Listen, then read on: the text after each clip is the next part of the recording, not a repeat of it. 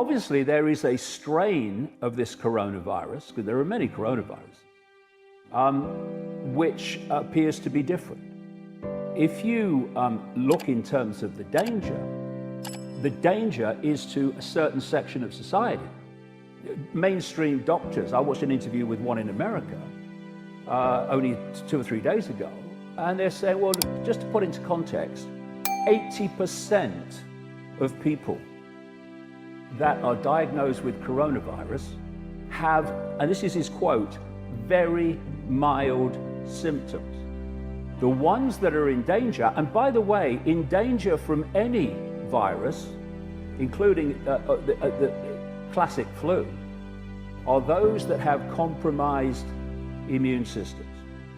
And they are old people, elderly people, and they are people with what is termed pre-existing health problems. Why?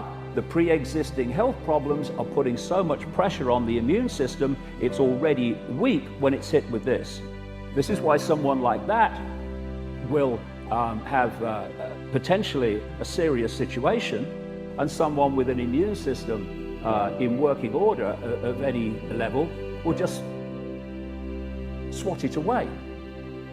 And another point, you know, have we not learned yet to take what the authorities tell us with a pinch of salt until it's proved otherwise? There was a lady called Dr. Deborah Blix. She's the White House coronavirus coordinator. She said in a press conference 2 days ago that 96% plus of those who have been tested for coronavirus in South Korea were negative. And she said, and our testing results in America show about the same. And so when you are in a massive way, you are diagnosing on the basis of symptoms. How the hell do you know they've got this coronavirus strain and not something else? Me and my son, Gareth, well before Christmas, both went down with very, very rarely ill. That's why we remember it. We both went down with this illness.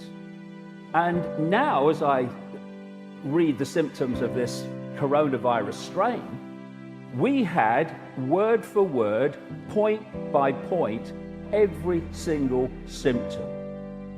And that means one of two things.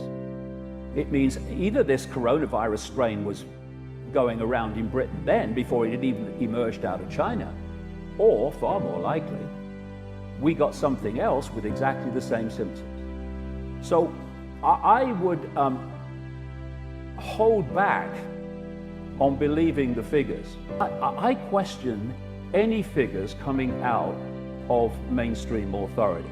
I've been investigating the mainstream everything for 30 years. Most of the time, if they ever told the truth, they would genetically implode from the shock. So I question everything. And if it stands up, it stands up. But I don't just take it because someone in a suit has told me to believe it. For instance, you know, in 2017, 2018, 45 million people got the flu in America, according to Centers for Disease Control and Prevention figures. 61,000 died. Where was the hysteria then? 61,000 people died. The point is, though, that this is the point. According to officialdom, 80% of people who get the coronavirus, diagnose the coronavirus, and not necessarily all got it, have very mild symptoms. The vast majority of the rest have what they call moderate symptoms, and that leaves some with compromised and weakened immune systems who get the serious end of it. And they get the serious end of the flu as well, and other viruses. But what we surely should be doing is focusing on those people and doing what is necessary to protect them and their immune systems from the consequences. But to have the vast majority of the population who at most will have mild symptoms, some even no symptoms. I mean, I remember this story.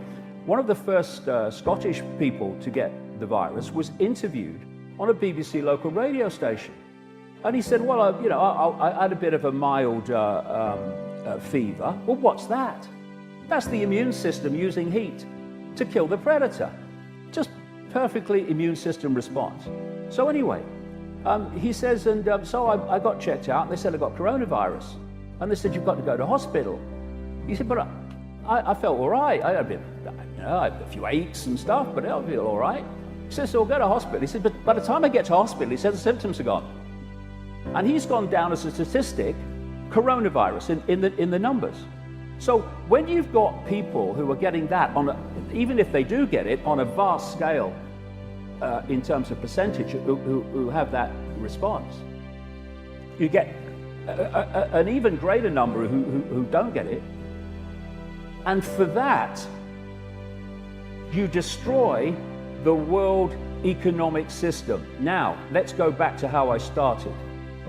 One of the things I've been pointing out as a problem reaction solution that was coming to transform human society, including, by the way, one of the things I said was coming in my earlier books was a pandemic because of all the boxes it ticks. But what I've been saying for the best part of 30 years is they are planning an enormous economic crash. And I've been saying it even more since 2008, because 2008 seemed to be a nightmare. The point I'm making is what they want is something that would make 2008 look like, a Sunday school tea party. And so this coronavirus hysteria gives the excuse to do what they're doing, and the outcome and the consequences of what they're doing is to dismantle the world economic system.